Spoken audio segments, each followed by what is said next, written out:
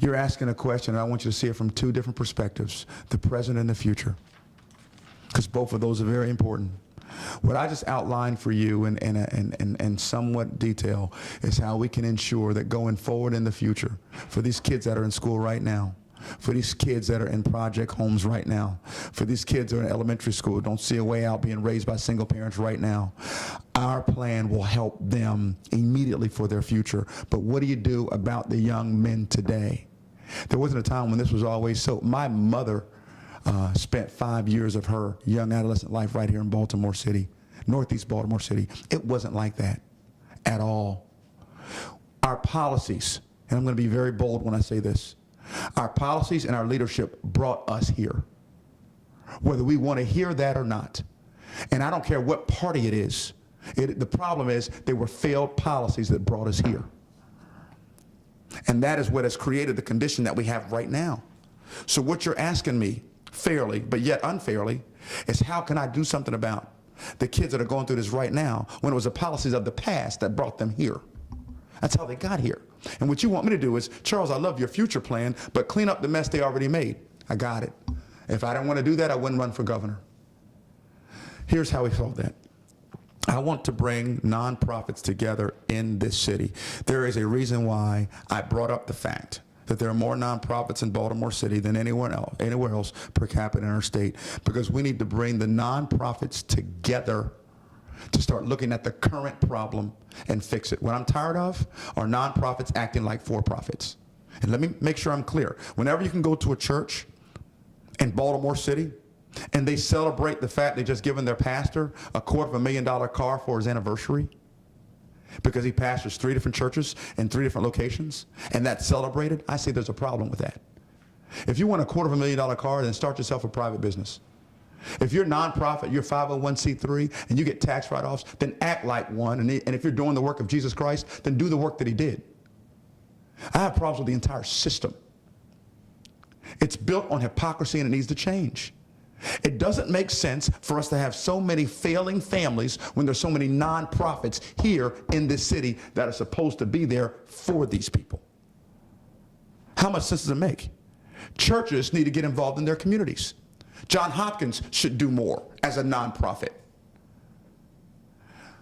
The NAACP should do more as a nonprofit. Any nonprofit entity, and there's many, there are many. And I'm not saying that the NAACP doesn't do their part.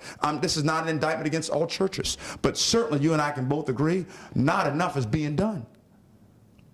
So as governor, and even your future first lady, my wife Rosha, she's come up with her own plan where she wants to get involved as a first lady, where she has banquets monthly, if not every quarter, to bring business together and highlight a different nonprofit every month and throw large galas for these nonprofits. And every penny raised goes right back to those nonprofits. Because she wants to shine a light on every nonprofit in this city and in this state to encourage nonprofits to do more, because they can do more. Lest we forget, our entire nation, our Jeffersonian democratic republic, is based upon 3 stools: capitalism, limited government, and faith. Moral and ethical standards. So that while I'm out there working as hard as I can and making as much as I can, limited government won't take away from me what I'm making, but because I have a heart and I have morals and I have faith, I will give back to my community. That's the entire premise of our country. The problem is everyone's trying to be a for-profit. That's the problem. Everyone's trying to make as much money, and they're calling that the American dream. And in the process, people are being destroyed along the way. You and I both know this nation has a history in certain areas of failure. We weren't perfect all the way around. Although we had a perfect Constitution, we had imperfect people. And in some areas of our Constitution, it wasn't perfect either. And we continue to struggle through that. It's been a generational issue. So how do we change that? We change that by getting, quite honestly, more and more nonprofits involved, and it has to be a priority of your executive and of your governor, and it will be a priority of mine. Will internships help those kids already selling drugs? No, it won't. It won't. But I share in the sentiments of a councilman that had a prayer walk here in Baltimore City for 17 weeks. My wife and I were part of that for 10 of those 17 weeks. And we go about a quarter of a mile, excuse me, 3/4 to a mile of a march in each area of Baltimore every Friday. One time we stopped 6 times in a 4-block period, and each stop represented where a young child had been shot and killed. 6 times in a quarter of a block.